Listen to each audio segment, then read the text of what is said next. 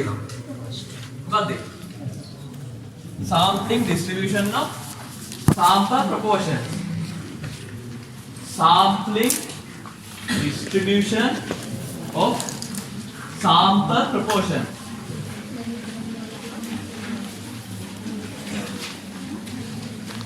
නියති සමානුපාතයේ නියදුම් ව්‍යාප්තිය.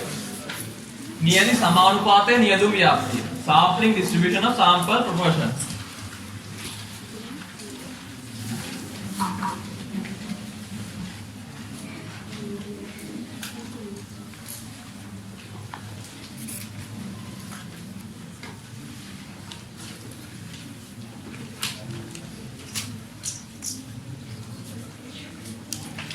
හරි.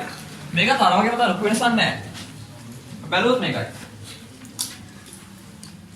අධ්‍යයනයේ පොඩි වෙනසක් වෙනවා. පොපියුලේෂන් එකක් තියෙනවා. හරි අපි හිතමු ජයවර්ධන කැම්පස් එකම කියලා. අපිට බලා ගන්න ඕනේ කැම්පස් එකේ සම්පූර්ණයෙන්ම හැම ෆැකල්ටි එකේම හැම ඉයර් එකේම ඕවරෝල් ගැහැණු පිරිමි අනුපාතය කොච්චරද කියලා. අපි හිතමු අපිට දැනගන්න ඕනේ පොපියුලේෂන් එක සම්පූර්ණ කැම්පස් එකම කැම්පස් එකේ ඉන්න අපි හිතමු පිරිමියාගේ අනුපාතය 100ට කොච්චරද කියලා අපි දැනගන්න ඕනේ. ඒකට අපි අධ්‍යයනයක් කරනවා. අපි කලින් කිව්වා වගේ අධ්‍යයන අපිට ඕන නම් පුළුවන් කරන සංගණනයක් කරන්න, නියත සමීක්ෂණයක් කරන්න පුළුවන්. සංගණනයක් කරන්න අමාරුයි. නිසා අපි යනවා නියත සමීක්ෂණයකට. හරිද? එතකොට අපි කරන්නේ මේකයි. පොපියුලේෂන් එක අපි කලින් කිව්වා වගේ නියති ගන්නවා. දැන් ළමයි 17000ක් විතර ඉන්නේ. අපි ළමයි 100 ගන්නවා. අරගෙන පළවෙනි නියතිය ගන්නවා. ළමයි 100ක් ගන්නවා. අරගෙන බලනවා ඒ නියතියෙන් කොච්චරක් ඉන්නවද පිරිමි ළමයි? කොච්චර සමානුපාතයක් ඉන්නවද? උත්තර අනුපාතයක් ඉන්නවද කියලා බලනවා. අපි හිතමු 0.45ක් ඉන්නවා කියමු 145ක් ඉන්නවා. හරිද? පළවෙනි එක. අපි යනවා තව 100ක නියතියක් ගන්නවා. හරිද? 0.44යි. හරිද? ඔක නියති එකටම ගන්නවා. ඊළඟ එක ගණනය කරනවා. ඊළඟ ගණනය කරනවා. හිතන්න ඔය විදියට අපි ඉස්සෙල්ලා කිව්වා වගේ නියති 10ක් ගන්නවා කියලා හිතන්නකෝ. අපි ගන්නවා නියති 10ක්. 10ක් අරගෙන 10ෙම පිරිමි ළමයිගේ අනුපාතය. කොච්චරක් ඉන්නවද? මේ හැම නියතියෙම මුළු ළමයි ගානේ පිරිමි ළමයි කොච්චරක්ද? කොච්චර අනුපාතයක් ඉන්නවද? ඒ අනුපාතය ගන්නවා. හරිද? මේ අනුපාත ටික ගන්නවා. ඊට අපි කරන්නේ කලින් වගේම හදනවා ටේබල් එකක්. කලින් වගේ වගුවක් හදනවා. මේකට මොකක් කියලාද කියන්නේ? proportion. simple p. නියති සමානුපාතයේ simple p proportion කියන්නේ. අපි හිතමු අපිට ආවා මේ අගයන් වලින් common අගයන් ටික. පොදු අගයන් ටික අපි ගන්නවා වගුවකට. හරිද?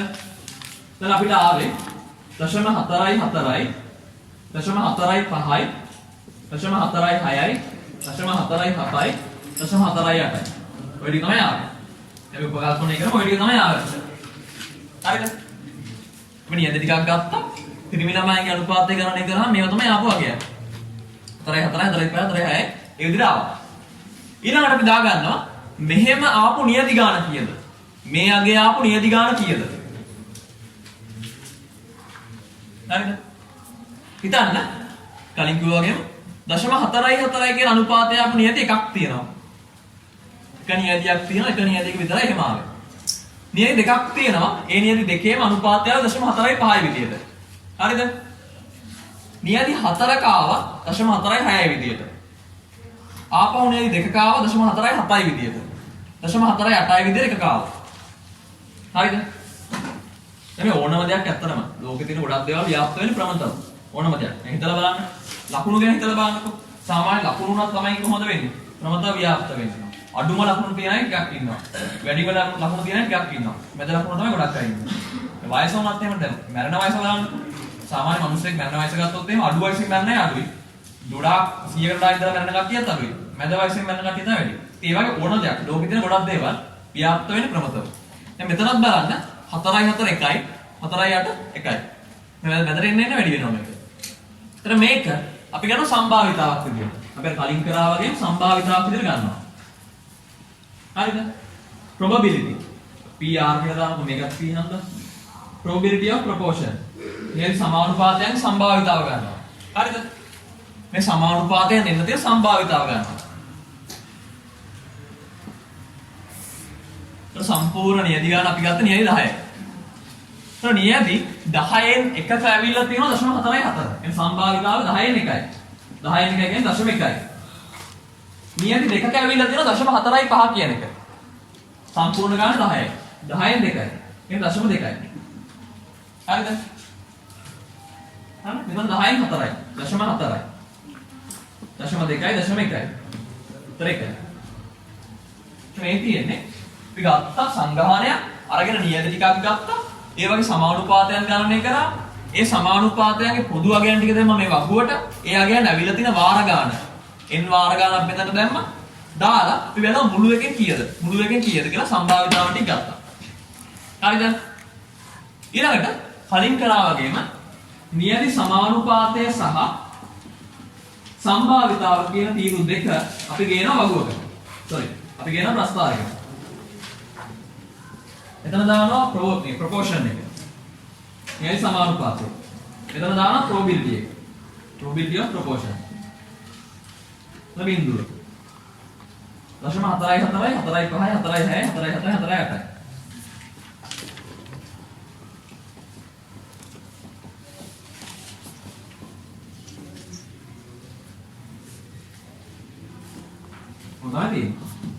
හරි. ඊළඟට මේවා එන්නේ සම්භාවිතාවන් දාගන්නවා. 0.44 එන තියෙන සම්භාවිතාව 0.1යි. එතන ලකුණු කරනවා. 0.45 එන තියෙන සම්භාවිතාව 0.2යි.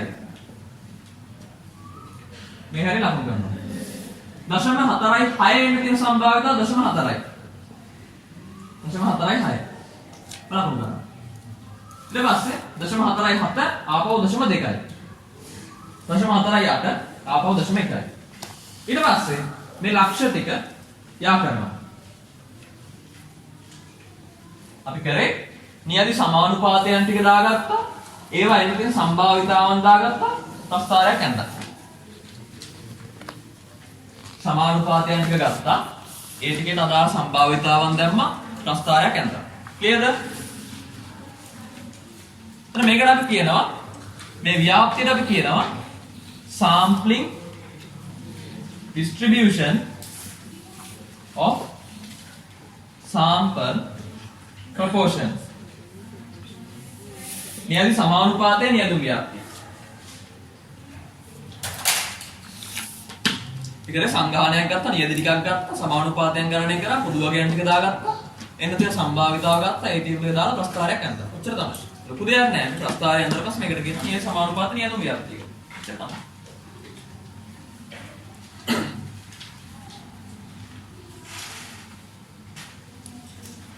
Got it.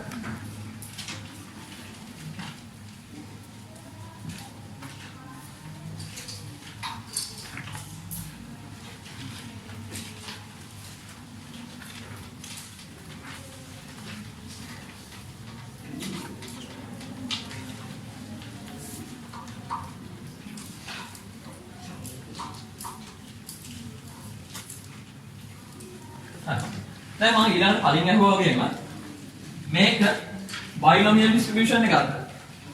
Poisson's එහෙම නැත්නම් normal ද? මේක මොන distribution එකක්ද? මේක normal distribution එකක්. මේක ප්‍රමත ව්‍යාප්තිය. එහෙම නේද? සෞමිතික ව්‍යාප්තියනේ. මේක ප්‍රමත ව්‍යාප්තිය. ප්‍රමත ව්‍යාප්තිය නම් කලින් කිව්වා වගේම මධ්‍යන්නේ කොහෙද පිටානේ? මැද ලක්ෂ්‍යය. 0.46යි. එහෙනම් ප්‍රමත ව්‍යාප්තියක් නම් මධ්‍යන්නේ පිටානේ මැද. මධ්‍යන්නේ මොකක්ද කියලා අපි කියන්නේ? P වල මධ්‍යන්නේ ප්‍රොපෝෂන් එකේ මධ්‍යන්නේ. ඒ කියන්නේ mu p. හරිද? mu p. mu කියලා කියන්නේ මධ්‍යන්නේ. P වල මධ්‍යන්නේ. ප්‍රොපෝෂන් එකේ mean එක. sample proportion වල මධ්‍යන්නේ. තමයි නියදි සමානුපාතයේ නියදුම් ව්‍යාප්තිය මධ්‍යන්නේ. නියදි සමානුපාත වල මධ්‍යන්නේ. සංගාහනයක් තිබ්බා නියදි ගොඩක් ගත්ත සමානුපාත ටික ගණනය කරා ඒව එකතු කරගෙන නියදි ගානේ බෙදුවට පස්සේ එනවා සමානුපාතයන්ගේ මධ්‍යන්නේ. අපි කියනවා mu p කියලා. ඔයාලට ගණන් නැති mu p සමානයි කියලා දෙයකට. මොකද කියන්නේ? නියදි ටිකක් අරගෙන සමානුපාතයන්ගේ මධ්‍යන්නේ ගත්තාම ඒක සමානයි කියලා ගන්නන්නේ මොකටද? සංගාහන සමානුපාතයට. නියදි සමානුපාතයන්ගේ මධ්‍යන්නේ සමානයි කියලා ගණන් නැති සංගාහන සමානුපාතය. ඒ කියන්නේ අපි මේ කැම්පස් එකේ ඉන්න ඔක්කොම ළමයින්ගේ අපිට ඕනි දැනගන්න පිරිමි ළමයින්ගේ අනුපාතය කොච්චරද කියලා. ඒකට අපි ගන්නවා නියැදි ගොඩක්. හරිද?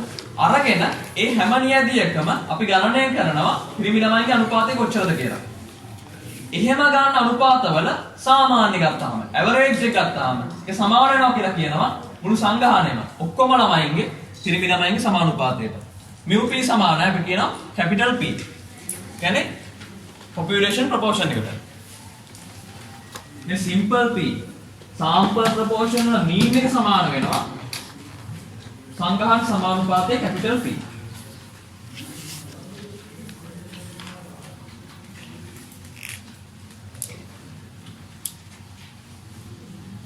හරිද?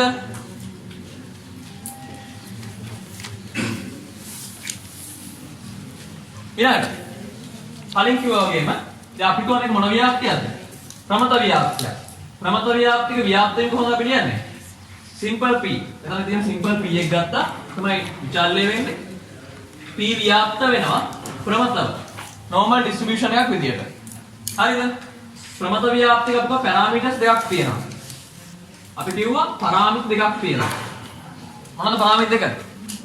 මධ්‍යයන්‍ය සහ විචලතාවය. එහෙම නේද? එතකොට අපි කිව්වා මේකේ මධ්‍යයන්‍ය සමානයි මොකටද? සංග්‍රහණ සමානුපාතයට. නියැලි සමානුපාතය නියදුම් ව්‍යාප්තියේ මධ්‍යයන්‍ය සමානයි සංග්‍රහණ සමානුපාතය. නිසා අපි දැන් දානවා capital P. capital P දැම්මා. එතන මේ ව්‍යාප්තියේ විචලතාවය. විචලතාවය මොකද්ද? විචලතාවය කියන්නේ simple p වල විචලතාවය. ඒ කියන්නේ sigma වර්ග p කියන එක. එහෙම නේද? විචලතාවයේ sigma වර්ග p වල විචලතාවය. sigma වර්ග p. හරිද? දැන් මේකත් ඉතින් දුර ගිහලා ගන්න පුළුවන් මේක ගිහිල්ලා මේ සමානුපාතයෙන් අරගෙන සමානුපාතයෙන් මධ්‍යයන්‍ය අඩු කරලා වර්ග කරලා ඒක බෙදලා ඉතර ගන්න පුළුවන්. ඊට වඩා මේක හොයන්න ලේසි ක්‍රමයක් වුණා කියන්නේ. මේ නියැලි සමානුපාතයන්ගේ විචලතාවය හොයන්න එහෙම දුර යන්නේ නැතුව කෙටි ක්‍රමයක් කියලා දෙන්න නැති හොයන්න. කොහොමද හොයන්නේ මේක? ඒ සංග්‍රහණ සමානුපාතය අපි කිව්වා නියැලි සමානුපාතයන් මධ්‍යයන්‍ය සමානයි කියලා. ඒ වගේ සංග්‍රහණ සමානුපාතය ඇසුරින් මේක හොයන්න ක්‍රමයක් කියන්නේ. කොහොමද හොයන්නේ? capital P ගත්තා වරහන් එකකට capital P බෙදීම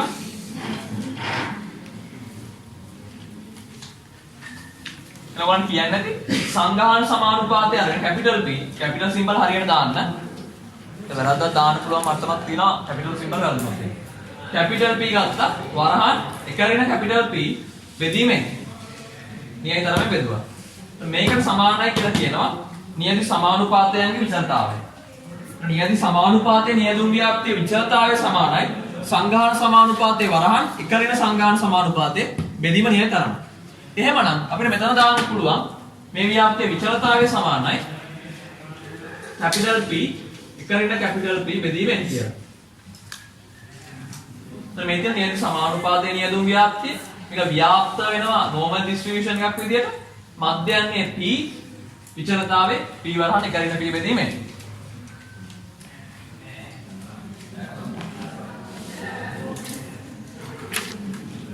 හරිද?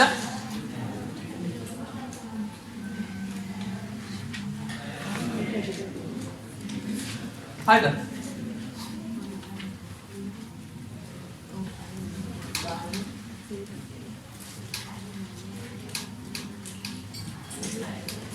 දැන් අර වක්තෝන්ට වැඩ කරනවද අපෝ?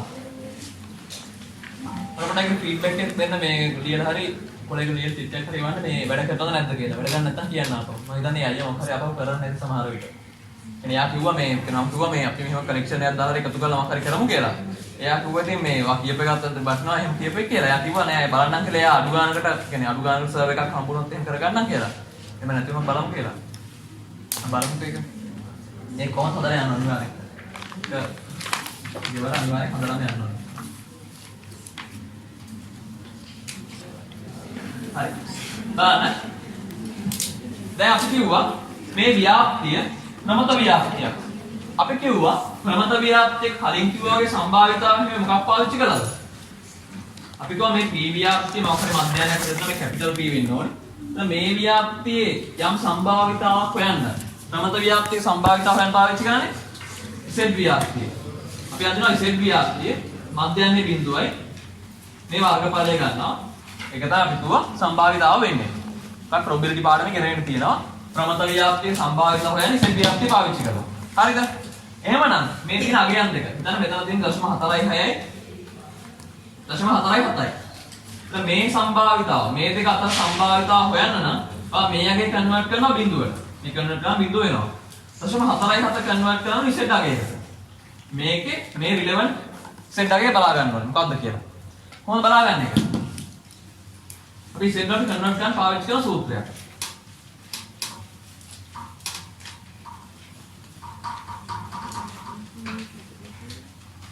ඉසෙඩ් සමානයි කලින් මොකක්ද තිබ්බේ? x bar. මෙතන මොකක්ද තියෙන්නේ? simple p. ඒක simple p. හරි?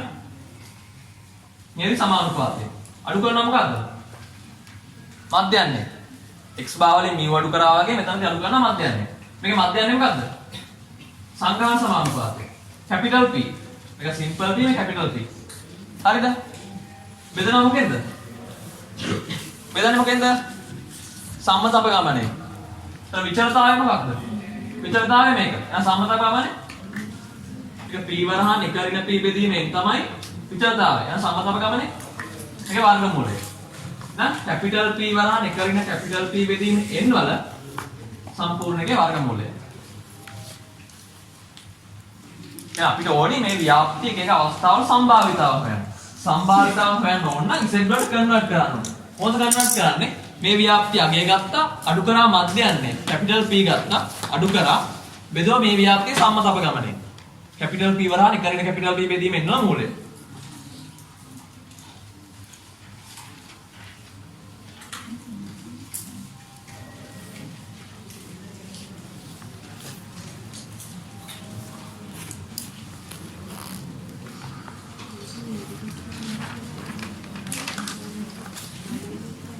හරිද? ඊළඟට කලින් කිව්වා වගේම මේ ව්‍යාප්තියේ මේ ව්‍යාප්ත වීම සහ මේ z වලට කන්වර්ට් කරන විදිය ගාන ගැන තොරතුරු අනුව වෙනස් වෙන්න පුළුවන්. z වලට මේ කන්වර්ට් කරන විදිය සහ මේ ව්‍යාප්තයේ ව්‍යාප්ත වීම ගාන ගැන තොරතුරු අනුව වෙනස් වෙන්න පුළුවන්. වෙනස් වෙන්න පුළුවන් දේවල් බලමු. හරිද? ඒකට අපි කලින් වගේ වගුවක් අඳිනවා, ටේබල් එකක් අඳිනවා. මේ ටේබල් එක එච්චර අමාරු නෑ. කලින් ගොඩක් ලොකුයිනේ. මේක එච්චර ලොකු නෑ. මේකත් අද ගන්න. අපි ඇන්දෙක් කොලයක වෙනම කොලයක් අරගන්න කිව්වේ. ඒ කොලේ විතර තියෙනවා අනිත් පැත්ත අද ගන්න. දැන් මේකට වෙනම කොලයක් ගන්න. මේ දෙකම හෑන්ඩ් අවුට් එකකින් නිකන් තියෙනවා අතේ තියාගන්න.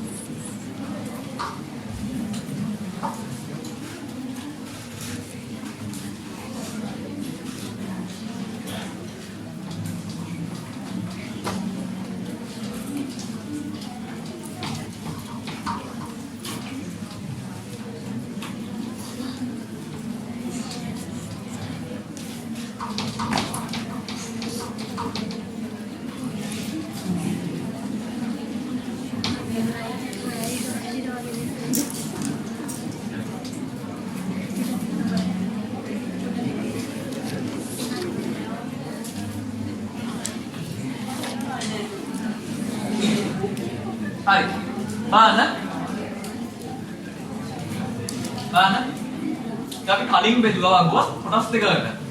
සංග්‍රහණය ප්‍රමත වෙන්න පුළුවන්, ප්‍රමත නොවෙන්න පුළුවන්. එහෙම නේද? කොටස් දෙකකට බෙදුවා. එක පොපියුලේෂන් එක normal නැත්නම් not normal කියලා. දැන් මට කියන්න මෙතනදී කොටස් දෙක බෙදන්න පුළුවන්ද බැයිද? පුළුවන්ද බැයිද? මේ සංග්‍රහණය මොනවද තියෙන්නේ? අපි මොකද්ද බලන්නේ? ප්‍රොපෝෂන් එක. කියන්නේ එක්කෝ කියන්නේ ත්‍රිමි අනුපාතය. ගැහැණුද පිරිමිද කියලා බලන්න. ප්‍රතිඵල කීයක් වෙනවද වෙන්න පුළුවන්. කියන්නේ එක ළමෙක් ගත්තොත් මොකද්ද වෙන්න පුළුවන්? ඒක ගැහැණු නැත්තම් පිරිමි. එහෙම නේද? වෙන ඒවා නැහැ කියලා හිතනවා. ඒ දෙක විතරයි කියන්නේ. හරි. ඒතර ඒ තමයි ප්‍රතිඵල දෙක. ඒ ප්‍රතිඵල දෙක නම් ප්‍රතිඵල දෙකක් විතරක් තියෙන පරීක්ෂණයක් මොකක් කියලාද කියන්නේ?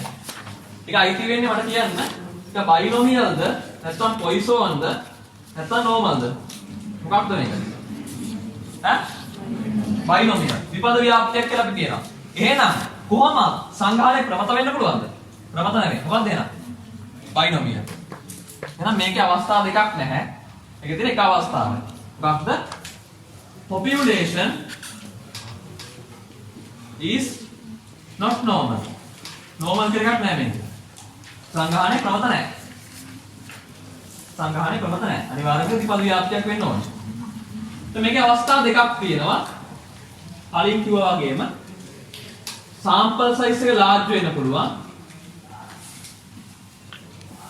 sample size එක small වෙන්න පුළුවන්.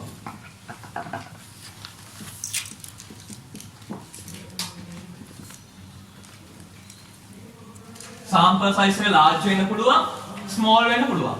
හරිද? දැන් අපි කලින් එක තවදුරටත් බෙදුවා නේ. කලින් අපි බෙදුවා සංඝාන විචලතාවය දන්නවා, විචලතාවය දන්නේ නැහැ කියලා. එහෙම නේද? දැන් මෙතනදී මේක අවශ්‍යද? දැන් මේ න්‍යාය සමානුපාතේ නියදුම් ව්‍යාප්තිය කරලා අපි කොහොම මධ්‍යයනයක් මොකක්ද වෙන්නේ? අපි කොහොම P ව්‍යාප්ත වෙනවා n capital P තමයි මධ්‍යයන්නේ capital P වහන එක වෙන capital P බෙදීමෙන් තමයි විචලතාවය. දැන් මේක කොහෙවත් සංඝාන විචලතාවය සඳහන් වෙනවද? මේකේ පැරාමීටර්ස් ගන්න සංඝාන විචලතාවයක් කොහොමද? අවශ්‍ය නැහැ. සංඝාන විචලතාවයක් වැඩක් තියෙනවද මෙතන? වැඩක් නැහැ. ඔච්චරයි වැඩක් තියෙන්නේ. එහෙනම් sample size එක large වෙන්න පුළුවන් small වෙන්න. ඔච්චරයි තියෙන්නේ. හරි? මේක තවදුරටත් බෙදීමක් වෙන්නේ නැහැ මෙතනදී. ඊළඟට මේ sample size එක small නම් ඉතින් ගන්න කතා කරන්න දෙයක් නැහැ. ගාන හදන්න බෑ. සංඝාණයේ ප්‍රමතක් නැත්තම් න්‍යාය තරමක් කුඩායි නම් ගාන එතන ගාන හදන්න බෑ. population not normal, sample size is small නම් ගාන හදන්න බෑ. sample size එක large නම් ඉරණ වැඩි නම් අපි කරන්නේ එතන මේක අවස්ථාවේ තියෙන්නේ අපි කියනවා සංඝාණයේ ප්‍රමතයි න්‍යායතරම විශාලයි නම් P sample proportion එක නියම සමානුපාතය ව්‍යාප්ත වෙනවා ප්‍රමතව. ප්‍රමත ව්‍යාප්තියක් විතර ව්‍යාප්ත වෙනවා. මේකේ මධ්‍යයන්නේ වෙන්නේ capital P සංඝාණ සමානුපාතයේ. ඒකේ විචලතාවය වෙන්නේ කලින් කිව්වා වගේ capital P වරහන් එක වෙන capital P බෙදීමෙන්. හරිද? P ව්‍යාප්තයි ප්‍රමතව මධ්‍යයන්නේ capital P විචලතාවය capital P වරහන් එක වෙන capital P බෙදීමෙන්. හරිනේ. දැන් කලින් කිව්වා වගේම මේක Z වලට කන්වර්ට් කරන්නේ කොහොමද? මේ කන්වර්ට් වෙනවා Z වලට simple P වලින් අඩු කරනවා capital P න්‍යාය සමානුපාතයෙන් අඩු කරනවා සංඝාණ සමානුපාතය කියන මේකේ මධ්‍යයන්නේ බෙදනවා සම්මත අපගමනේ capital P වරහන් එක වෙන capital P බෙදීම n වල මොලේ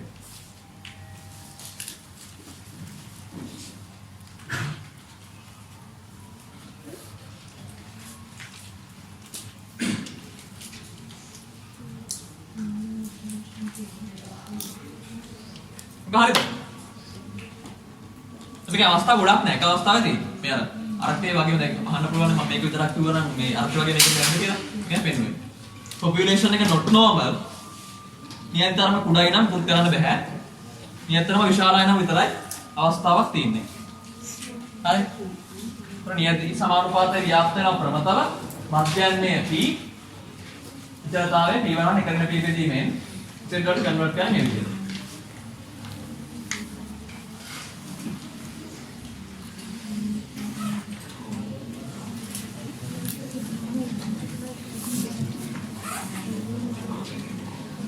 මේක තියාගන්න. මේකත් ඕනේ.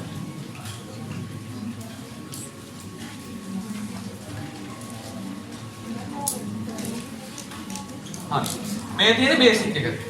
මේ තියෙන්නේ hypothesis testing ඔයගොල්ලන්ට ගන්නන්න පටන් ගන්න නම් මේ ටික මුලින්ම ඔයගොල්ලෝ දැනගන්න ඕනේ. මේ ටික දන්නත් ඒක කරන්න බෑ. දැන් තමයි අපි hypothesis testing පටන් ගන්න ඕනේ. හරි. වතුර ටිකක් බීලා ඉන්න ඕනේ.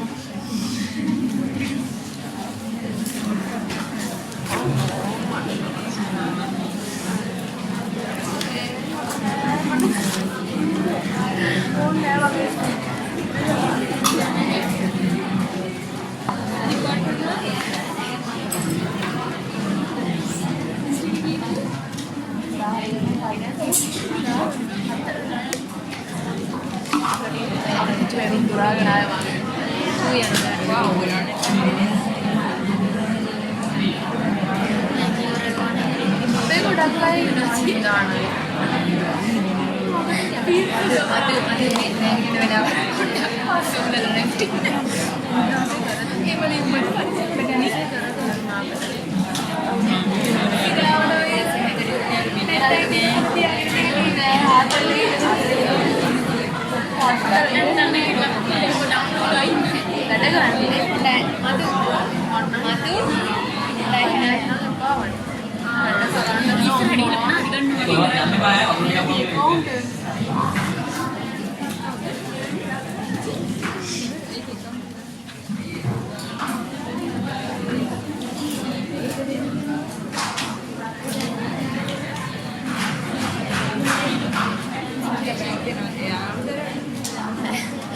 ඒවට සම්බන්ධ වෙන එක කලින් හිතා හිටියේ මට මේ මරාලය සෙට් දෙන්නේ නැහැ නේද අපේ යනවා ඒක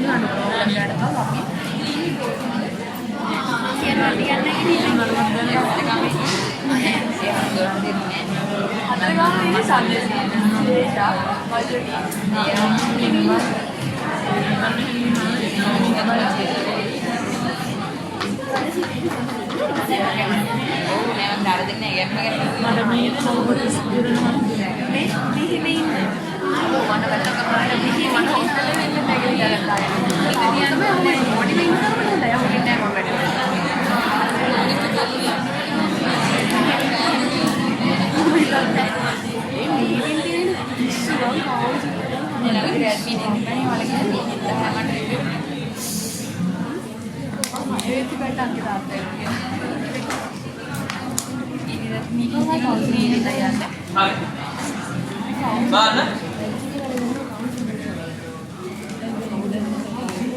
Mana pernah kamu? Dan tapi hypothesis testing වලට එන්නේ. හරි. ඒක ඔය බේසික් අවබෝධය දෙන්න නැතුව ඔයාලට මේක කරන්න ගියා නම් සම්පූර්ණයෙන්ම අවුල් වෙනවා. එන්න දීලත් අවුල් වෙන්න පුළුවන්. ඊට මේ ගන්න කරාම සාමාන්‍යයෙන් ටිකක් සේෆ්. හරි.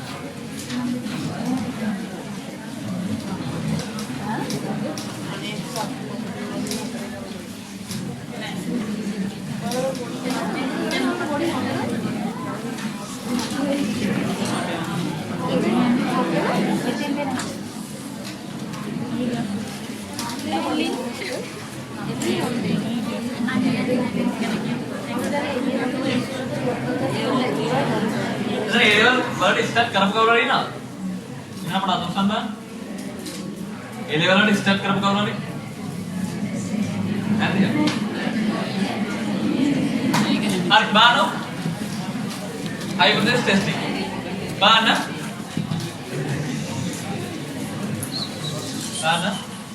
අපි කිව්වා hypothesis testing මොනේ ගොඩක් ආපහු ඉන්ඩක්ෂන් එකක් දුන්නා අපි දැන් කරන්නේ සංග්‍රහණයක් තියෙනවා මේ සංග්‍රහණය පිළිබඳව අපි හිතමු සංග්‍රහණයේ මධ්‍යයන් අපි දන්නේ නැහැ. අපිට දැනගන්න ඕනේ සංග්‍රහණයේ මධ්‍යයන් කීයද කියලා. හරි. මේ සංග්‍රහණයේ මධ්‍යයන් එස්ටිමේට් කරන්න අපිට ක්‍රම දෙකක් තියෙනවා. එක පුළුවන් සාම්පල් එකක් කරන එස්ටිමේෂන් කරන්න පුළුවන්. එහෙම නැත්නම් හයිපොතෙසිස් ටෙස්ටිං කරන්න පුළුවන්. එනික සංග්‍රහණයක් කරන්න පුළුවන් සංග්‍රහණයක් අපි කරන්නේ නැහැ. අපි කරන්නේ නියතියක් ගන්නවා. අරගෙන ඒ නියතිය මධ්‍යයන් පාවිච්චි කරන එක එස්ටිමේට් කරන්න පුළුවන්. හරි. එහෙම නැත්නම් අපි කිව්වා හයිපොතෙසිස් ටෙස්ටිං එක කරන්න පුළුවන්. කොහොමද මේක කරනවා කිව්වේ? අපි කිව්වා මුලින්ම අපි නියතියක් ගන්නෙ නැහැ. මූලිකව අපි කරන්නේ මධ්‍යයන්යේ පිළිබඳව මොකක් හරි උපකල්පනයකට එළඹෙනවා. අපි හිතනවා මධ්‍යයන්යේ 50 වෙන්නේ නැති කියලා. අපි උපකල්පනයකට එළඹෙනවා. ඊළඟට අපි ගන්නවා නියතියක්. නියති ගොඩක් ගන්න නැහැ හරිද? අපි අර නියදුම් ව්‍යාප්ති හදනකොට තමයි අපි කිව්වේ නියති ගොඩක් ගන්නවා කියලා. නියති ගොඩක් ගන්න නැහැ. එක නියතියක් ගන්න. එක නියතියක් අරගෙන ඒ නියතිය තොරතුරු පාවිච්චි කරලා අපි බලනවා අපි මේ හිතපු උපකල්පනය හරිද වැරදිද කියලා. ඒක තමයි කල්පිත පරීක්ෂාවේදී කරන්නේ. නියතියක් ගත්තා ඒකේ තොරතුරු ඇසුරින් මේ උපකල්පනය හරිද නැද්ද කියලා පරීක්ෂා කරන එක. ඒක තමයි කල්පිත පරීක්ෂාව කියලා කියන්නේ. හරි. අපි නම් කල්පිත පරීක්ෂාවේ පියවර වල.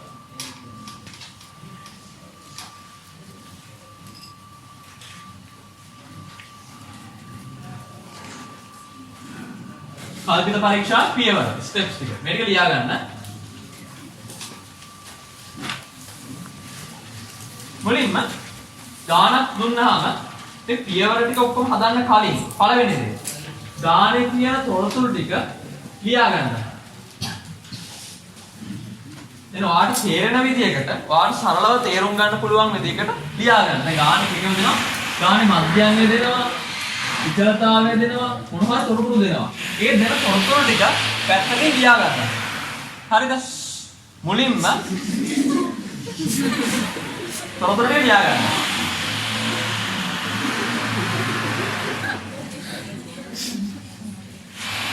Baik, gimana ada batang kan? Ada.